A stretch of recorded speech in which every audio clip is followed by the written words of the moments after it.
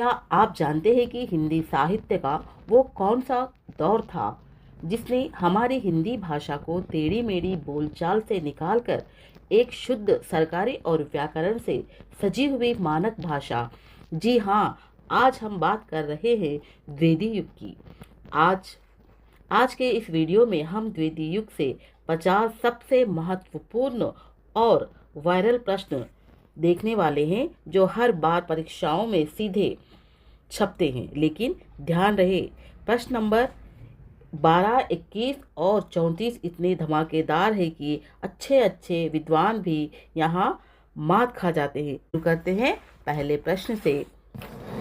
द्विवेदी युग के सर्वसामान्य समय अवधि क्या मानी जाती है?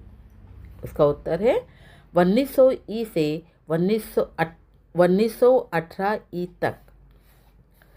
इसका विवरण आचार्य रामचंद्र शुक्ला और अन्य इतिहासकारों ने सरस्वती पत्रिका के प्रकाशन वर्ष 1900 ई से लेकर छायावाद की शुरुआत 1918 ई तक के समय को द्विवेदी युग माना है।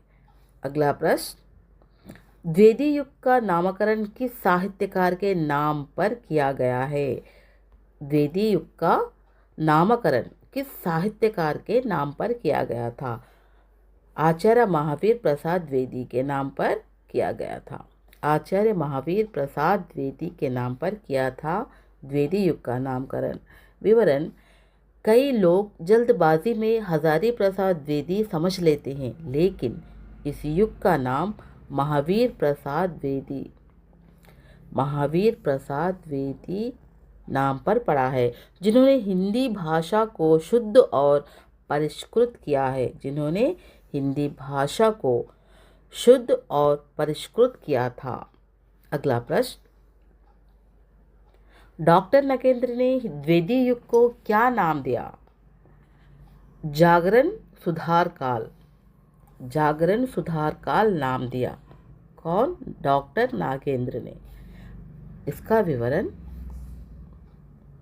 भरतेंदु युग में जो चेतना जागी थी उसे द्विवेदी युग में भाषा और व्याकरण के स्तर पर सुधारा गया, इसीलिए इसे जागरण सुधार काल कहा जाता है। अगला प्रश्न, हिंदी साहित्य की सबसे प्रसिद्ध सरस्वती पत्रिका का प्रकाशन किस वर्ष और कहाँ से शुरू हुआ था? किस वर्ष और कहाँ से शुरू किया गया था? वर्ष और कहाँ से शुरू किया था? ये क्या? सरस्वती पत्रिका को। इसका उत्तर, सरस्वती जनवरी 1900 ई में काशी से प्रकाशित हुई थी। शुरुआत में ये काशी में बाबू श्याम सुंदर दास के संपादन मंडल से निकली थी। बाद में 1902 में इसका प्रकाशन इलाहाबाद प्रयागराज से हुआ था। अगला प्रश्न, आचार्य महावीर प्रसाद द्विवेदी ने सरस्वती पत्रिका के संपादन का कार्यभार किस वर्ष संभाला था? 1903 में संभाला था। 1903 में। विवरण, इन्होंने 1903 से लेकर 1920 ई तक लगातार 17 वर्ष तक इस पत्रिका का संपादन किया और इसी दौरान हिंदी गद्य का वास्तविक कायाकल्प हुआ। इन्होंने 1903 से 1920 ई तक कार्यभार 17 साल या 17 वर्षों तक इन्होंने संपादन किया था और हिंदी गद्य की वास्तविक शुरुआत भी यहाँ से हुई है। द्विवेदी युग के किस कवि को राष्ट्रकवि की उपाधि दी गई? द्विवेदी युग के किस कवि को राष्ट्रकवि की उपाधि दी गई है? मैथिली शरण गुप्त को राष्ट्रकवि की उपाधि दी गई है। विवरण, महात्मा गांधी ने गुप्ता जी की प्रसिद्ध रचना भारत भारती 1912 ई की राष्ट्रीय भावना से प्रभावित होकर उन्हें राष्ट्रकवि की उपाधि दी गई। महात्मा गांधी ने गुप्ता जी को प्रसिद्ध रचना भारत भारती से प्रभावित होकर भारत भारती में राष्ट्रीय भावना से प्रभावित होकर उन्होंने इन्हें राष्ट्र कवि की उपाधि दी। अगला प्रश्न, खड़ी बोली हिंदी का पहला महाकाव्य कौन सा माना जाता है? इसके रचयिता कौन है? प्रिय प्रवास। प्रिय प्रवास रचयिता अयोध्या सिंह उपाध्याय हरिऔध है। विवरण, इसमें कृष्ण के ब्रज से मथुरा प्रवास की कथा को आधुनिक और मानवतावादी दृष्टिकोण से 17 सर्गों में लिखा गया है। अगला प्रश्न, हरिऔध जी को उनके किस महाकाव्य पर मंगल प्रसाद पारितोषिक पुरस्कार मिला था? उनके प्रिय प्रवास पर।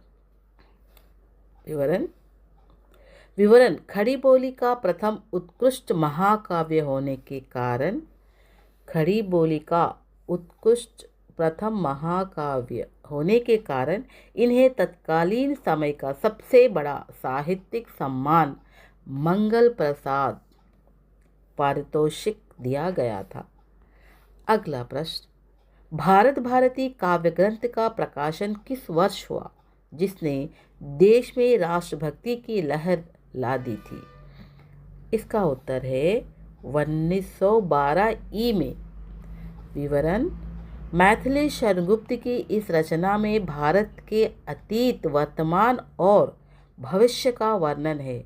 इस कविता के कारण गुप्ता जी को जेल भी जाना पड़ा था। मैथिली शरणगुप्त की रचना भारत भारती या भारत के अतीत, वर्तमान और भविष्य का वर्णन है। मैथिली शरणगुप्त इस रचना में क्या है? भारत के अतीत, वर्तमान और भविष्य का वर्णन है। इस किताब के कारण गुप्ता जी को जेल भी जाना पड़ा था। अगला प्रश्न, द्विवेदी युग के कवियों की सबसे बड़ी भाषाई विशेषता क्या थी?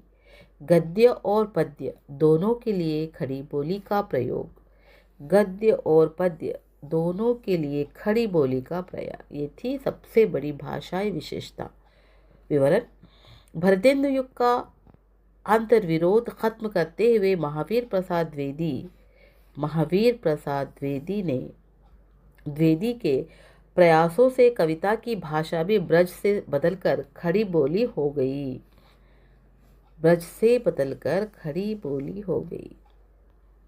अगला प्रश्न, साकेत महाकाव्य के रचयिता कौन है? साकेत महाकाव्य के रचयिता कौन है? इसका मुख्य केंद्र बिंदु क्या है? ये प्रश्न बहुत ही महत्वपूर्ण है, इसे ध्यान से पढ़िए। मैथिली शरणगुप्त केंद्र बिंदु उर्मिला का वर्णन है। इसमें उर्मिला का वर्णन है, उर्मिला केंद्र बिंदु है। राम कथा पर आधारित इस महाकाव्य में 12 सर्ग है। गुप्ता जी ने इतिहास की उपेक्षित पात्रा लक्ष्मण की पत्नी उर्मिला के त्याग और विरह को मुख्य स्थान दिया है। लक्ष्मण की पत्नी उर्वशी के त्याग और विरह का मुख्य स्थान दिया है। अगला प्रश्न, महावीर प्रसाद द्विवेदी जी सरस्वती पत्रिका में अपने निबंध किस छंद फर्जी नाम से लिखे थे? किस छदब फर्जी नाम से लिखे थे? इसका उत्तर है भुजंग भूषण भट्टाचार्य के नाम से। भुजंग भूषण भट्टाचार्य के नाम से लिखा था। विवरण, वे दूसरों की कमियां निकालने और व्यंग्यात्मक लेख लिखने के लिए अक्सर अपने मूल नाम के बजाय भुजंग भूषण भट्टाचार्य नाम का इस्तेमाल करते थे। किसके लिए? दूसरों की कमियां निकालने, व्यंग्यात्मक लेख लिखने के लिए अक्सर आपने अपने मूल नाम के बजाय भट्टाचार्य नाम से उन्होंने दूसरों की कमियां निकालने और व्यंग लिखने का काम किया। अगला प्रश्न, क्रोध, लोभ और उत्साह जैसे प्रसिद्ध मनोवैज्ञानिक निबंधों के रचनाकार कौन है, जिनकी शुरुआत वेदी युग में हुई थी? आचार्य रामचंद्र शुक्ला है। आचार्य रामचंद्र शुक्ला है। और विवरण, शुक्ला जी ने द्विवेदी युग में ही गंभीर समीक्षा और मनोवैज्ञानिक निबंध लिखना शुरू कर दिया था, जो बाद में चिंतामणि भाग 1 में संकलित हुआ है। बाद में चिंतामणि भाग 1 में संकलित हुआ है। अगला प्रश्न, स्मरण और रेखाचित्र विधा की शुरुआत वेदी युग में करने का श्रेय किसे जाता है? पद्म सिंह शर्मा को जाता है। अगला विवरण, इन्होंने पद्म पराग 1929 में लिखकर हिंदी तुलनात्मक आलोचना और संस्मरण की मजबूत नींव द्विवेदी युग के दौरान ही रख दी थी। प्रश्न, मैथिली शरण गुप्त जी का उपनाम क्या था, जिसने उनके परिवार के लोग और मित्र उन्हें बुलाते थे? दद्दा था। विवरण, साहित्य जगत में और उनके करीबी लोग आदरपूर्वक मैथिली शरण गुप्त जी को दद्दा कहकर पुकारते थे। अगला प्रश्न, गुप्ता जी शुरुआत में किस उपनाम से ब्रजभाषा में कविताएं लिखते थे? रसिक केंद्र। विवरण, महावीर प्रसाद द्विवेदी के संपर्क में आने से पहले गुप्ता जी पुरानी परिपाटी पर रसिक केंद्र नाम से ब्रजभाषा में श्रृंगारिक कविताएं रचते थे। काव्य मंजूषा और सुमन किसकी प्रसिद्ध काव्य कृतियां हैं? काव्य मंजूषा और सुमन किसकी प्रसिद्ध काव्य कृतियां हैं? आचार्य महावीर प्रसाद द्विवेदी की है। यद्यपि द्विवेदी जी मूलतः संपादक और आलोचक थे, लेकिन उन्होंने स्वयं भी खड़ी बोली में सरल और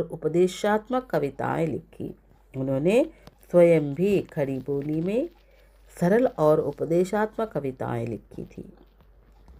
अगला प्रश्न, कवि सम्राट की उपाधि द्विवेदी युग के किस कवि को दी गई? कवि सम्राट अयोध्या सिंह उपाध्याय जी को। विवरण, खड़ी बोली और ब्रजभाषा दोनों पर समान अधिकार के कारण इन्हें साहित्य सम्मेलन द्वारा कवि सम्राट की उपाधि दी गई थी। वैदेही वनवास नामक प्रसिद्ध करुणा रस प्रधान महाकाव्य के लेखक कौन है? अयोध्या सिंह उपाध्याय हरिओ जी है। विवरण, सीता निर्वासन की करुणा कथा पर आधारित इस महाकाव्य में 18 सर्ग और ये खड़ी बोली में रचित है। सीता निर्वासन की करुणा कथा पर आधारित इस महाकाव्य में 18 सर्ग और खड़ी बोली में है। 18 सर्ग है इसमें और ये खड़ी बोली में लिखी गई है, रचित है। जगत सच्चाई सार और गुणवंता हेमंत जैसी प्रकृति प्रेमी कविताओं के रचयिता कौन हैं? जगत सच्चाई सार और गुणवंत हेमंत जैसी प्रकृति प्रेमी कविताओं के रचयिता है श्रीधर पाठक। विवरण, श्रीधर पाठक को हिंदी साहित्य में स्वच्छंदतावाद का प्रथम कवि माना जाता है, जिन्होंने प्रकृति स्वतंत्र चित्रण किया है।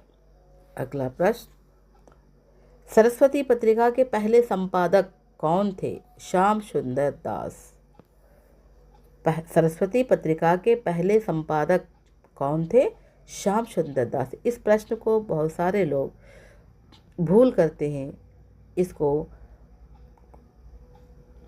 इसके बदले में द्विवेदी युग की है, इसीलिए इसे भरतेंदु हरिश्चंद्र का नाम लिखते और या फिर द्विवेदी प्रसाद का नाम लिखते, महावीर प्रसाद का नाम, लेकिन ये है श्याम सुंदर दास। सरस्वती पत्रिका का पहला संपादक है बाबू श्याम सुंदर दास। तो आप इसे अच्छी तरह से याद कर लें। विवरण, अक्सर लोग महावीर प्रसाद द्विवेदी टिक करते हैं, लेकिन साल 1900 में इसके प्रथम संपादक बाबू श्याम सुंदर दास थे। द्विवेदी जी 1903 में आए थे, तो ये था उसका सही उत्तर। प्रसाद जी नहीं हैं, श्याम सुंदर दास है। अगला प्रश्न, संपत्ति शास्त्र 1908 ई में संपत्ति शास्त्र पुस्तक के लेखक कौन है, जो हिंदी में अर्थशास्त्र पर लिखी गई पहली पुस्तक है। अर्थशास्त्र पर लिखी गई पहली पुस्तक है संपत्ति शास्त्र। लेखक का नाम देखते हैं, आचार्य महावीर प्रसाद द्विवेदी जी है। कौन है? आचार्य महावीर प्रसाद द्विवेदी। इस पुस्तक में भारत के आर्थिक शोषण और धन के निष्कासन पर तार्किक ढंग से विचार किया गया था। अगला प्रश्न, कवि और कविता तथा प्रतिभा जैसे प्रसिद्ध सैद्धांतिक निबंध किसने लिखा? आचार्य महावीर प्रसाद द्विवेदी ने लिखा। विवरण, इन निबंधों के माध्यम से उन्होंने बताया है कि कविता का उद्देश्य केवल मनोरंजन नहीं बल्कि समाज का हित और परिष्कार होना चाहिए। मैथिली शरण गुप्त की किस रचना में बौद्ध धर्म की पृष्ठभूमि और भगवान बुद्ध की पत्नी के त्याग की कथा है? यशोधरा में। सखी वे मुझसे कहकर जाते इस चंप काव्य गद्य पद्य मिश्रित के सबसे प्रसिद्ध और मार्मिक पंक्ति है। सखी वे मुझसे कहकर जाते इस चंप काव्य की सबसे प्रसिद्ध और धार्मिक पंक्ति है। कलि कौतुक और अद्भुत आलाप नाटकों के संदर्भ में द्विवेदी युग के प्रसिद्ध नाटककार कौन थे? बद्रीनारायण भट्ट। द्विवेदी युग में नाटकों का अकाल था, लेकिन बद्रीनाथ भट्ट ने चुंगी की उम्मीदारी और विवाह विज्ञापन जैसे प्रहसन लिखकर व्यंग्य की परंपरा को जीवित रखा। चुंग की उम्मीदारी, विवाह विज्ञापन जैसे प्रहसन लिखकर व्यंग्य की परंपरा को जीवित रखा। अगला प्रश्न, सुधाकर और कुंडलियां चंदों के जादूगर तथा राय देवी प्रसाद पूर्ण किस मंडल के कवि थे? द्विवेदी मंडल के बाहर के कवि थे। ये महावीर प्रसाद द्विवेदी के अनुशासन से दूर रहकर अपनी स्वतंत्र ब्रज भाषा और खड़ी बोली की रचनाएं की। अगला प्रश्न, रामचरित चिंतामणि नामक प्रसिद्ध प्रबंध काव्य के रचयिता कौन है? रामचरित उपाध्याय है। ये द्विवेदी युग का प्रमुख धार्मिक महाकाव्य है। द्विवेदी युग का प्रमुख धार्मिक महाकाव्य कौन सा है? जिससे मर्यादा पुरुषोत्तम राम के आदेशों को आधुनिक संदर्भ में प्रस्तुत किया गया है। अगला प्रश्न, त्रिशूल उपनाम से राष्ट्रीय भावनाओं की ओजस्वी कविताएं कौन लिखता था? त्रिशूल उपनाम से राष्ट्रीय भावनाओं की ओजस्वी कविताएं कौन लिखता था? गया प्रसाद सनेही। सनेही जी जब श्रृंगार की कविताएं लिखते थे तो स्नेही नाम से लिखते थे। लेकिन देश प्रेम की क्रांतिकारी कविताएं लिखते समय त्रिशूल उपनाम से लिखते थे। अगला प्रश्न, कृषक क्रंदन किसकी प्रसिद्ध रचना है जो किसानों के शोषण पर लिखी थी? गया प्रसाद शुक्ला जी की। सनेही। विवरण, इस कविता में अंग्रेजी राज और जमींदारों द्वारा भारतीय किसानों पर किए जा रहे अत्याचारों का अत्यंत करुण चित्रण है। कवि किंकुर उपनाम का प्रयोग अपने लेखकों में कौन करता था? आचार्य महावीर प्रसाद द्विवेदी जी करते थे। कवि किंकुर उपनाम से आचार्य महावीर प्रसाद द्विवेदी अपने लेखों में लिखते थे। विवरण, किंकुर कवियों का दास, किंकुर का अर्थ है कवियों का दास, नाम से वे नए कवियों को भाषा सुधार की सलाह देने वाले लेख सरस्वती में छापते थे। जयदत्त व्रत 1910 गुप्ता जी की किस प्रकार की काव्य विधा है? ये है खंड काव्य। खंड काव्य विवरण: महाभारत के चक्रव्यूह और अभिमन्यु वध के प्रसंग पर आधारित यह गुप्ता जी का शुरुआती और बेहद सफल खंड काव्य है। शुरुआती और बेहद सफल काव्य है। उर्मिला विषयक उदासीनता नामक लेख किसने लिखा था, जिसने गुप्ता जी को साकेत लिखने की प्रेरणा दी? महावीर प्रसाद द्विवेदी ने लिखा था भुजंग भूषण नाम से 1908 में। इस लेख में उन्होंने कवियों से शिकायत की थी कि सबने सीता पर तो लिखा पर लक्ष्मण की पत्नी उर्मिला के दर्द को भूल गया। अगला प्रश्न: मुरारी दान और जॉर्ज वंदना जैसी विडंबनापूर्ण कविताएं द्विवेदी युग में किसने लिखी? बाल मुकुंद गुप्त ने लिखी। बाल मुकुंद गुप्ता भाषा के तीखे सिपाही थे। उन्होंने शिवशंभू के चिट्ठे में लॉर्ड कर्जन पर जो व्यंग किए वे आज भी बेजोड़ है। उन्होंने शिवशंभू के चिट्ठों लॉर्ड कर्जन पर व्यंग किए, आज भी बेजोड़ है। भाषा की शुद्धता और व्याकरण के नियम तय करने के कारण महावीर प्रसाद द्विवेदी को क्या कहा जाता था? हिंदी भाषा का डिक्टेटर। हिंदी भाषा का डिक्टेटर या अनुशासनकर्ता कहा जाता था। उन्होंने सरस्वती में छपने वाली हर कविता और कहानी की वर्तनी और व्याकरण को खुद सुधारा, जिससे खड़ी बोली मानक भाषा बनी। अगला प्रश्न: रंग में भंग ऐतिहासिक खंड काव्य के रचयिता कौन है? मैथिली शरण गुप्त जी है। विवरण: यह गुप्ता जी की पहली महत्वपूर्ण काव्य कृति मानी जाती है। गुप्ता जी की पहली महत्वपूर्ण काव्य कृति मानी जाती है जो राजपूती आन बान और देश प्रेम की कहानी पर आधारित है।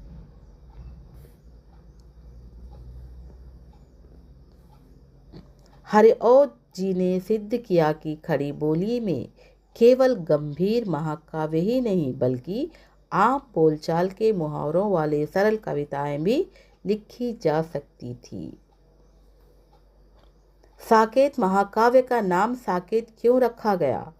क्योंकि साकेत अयोध्या का ही प्राचीन नाम है। क्योंकि साकेत अयोध्या का ही प्राचीन नाम है। इस महाकाव्य की पूरी घटना अयोध्या साकेत के भीतर घटित होती है जब राम वन चले जाते हैं। इसीलिए गुप्ता जी ने इसका नाम साकेत रखा।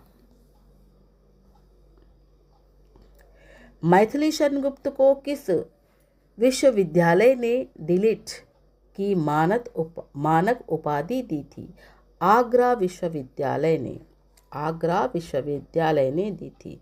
उनकी महान साहित्य सेवा को देखते हुए आज़ादी के बाद उन्हें इस सम्मान से नवाजा गया और वे राज्यसभा के सदस्य भी मनोनीत हुए थे।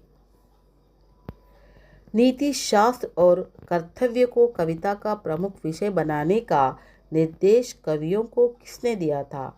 आचार्य महावीर प्रसाद जी ने दिया था। उनका मानना था कि रीतिकाल की तरह केवल नायिका के रूप का वर्णन करना बंद होना चाहिए और कविता को नीति, आदर्श और कर्तव्य सिखाना चाहिए। एकांतवासी योगी और उजड़ ग्राम के रचयिता कौन है? श्रीधर पाठक है। इन्होंने अंग्रेजी कवि गोल्डस्मिथ की रचनाओं हर्मिट और डेजर्ट विलेज का बहुत ही सुंदर खड़ी बोली और ब्रजभाषा में अनुवाद किया था। वेदी युग की सबसे बड़ी साहित्यिक कमजोरी क्या मानी जाती है जिसके कारण आगे छायावाद आया? इतिवृत्तात्मक सूखा उपदेशात्मक वर्णन। इतिवृत्तात्मक सूखा उपदेशात्मक वर्णन। विवरण। इस युग की कविताएं बहुत ज़्यादा उपदेश देने वाली और गद्य जैसी सूखी हो गई थी, जिसमें भावनाओं और कल्पना की कमी थी। महावीर प्रसाद द्विवेदी जी की मृत्यु किस वर्ष हुई थी जिससे इस महान युग का औपचारिक अंत पूरी तरह सुनिश्चित हो गया है? 1928 में। विवरण। रायबरेली के दौलतपुर में जन्मे द्विवेदी जी ने लंबी साहित्यिक साधना के बाद 1938 में दुनिया को अलविदा कहा, लेकिन वे जो हिंदी भाषा की नींव रखे उसी पर आज पूरा हिंदी साहित्य खड़ा हुआ। जो हिंदी भाषा की नींव रखी उसी पर आज का पूरा हिंदी साहित्य खड़ा हुआ। दोस्तों, ये थे द्विवेदी युग के वो 50 प्रश्न, सबसे महत्वपूर्ण प्रश्न जिन्होंने हिंदी साहित्य का पूरा इतिहास बदल दिया। अब ईमानदारी से अपना स्कोर नीचे कमेंट बॉक्स में बताइए कि 50 में से आपके कितने सवाल पूरे हुए। आज का आपका चैलेंज का सवाल है कि साकेत महाकाव्य का मुख्य केंद्र बिंदु या मुख्य पात्र कौन है? इसका जवाब भी तुरंत कमेंट बॉक्स में दीजिए। अगर ये वीडियो आपको मददगार लगी हो तो इसे लाइक करें, अपने दोस्तों के साथ शेयर करें और अगले वीडियो में छायावाद युग की धमाकेदार तैयारी के लिए सब्सक्राइब करना बिल्कुल ना भूलें। पढ़ते रहिए, आगे बढ़ते रहिए। धन्यवाद।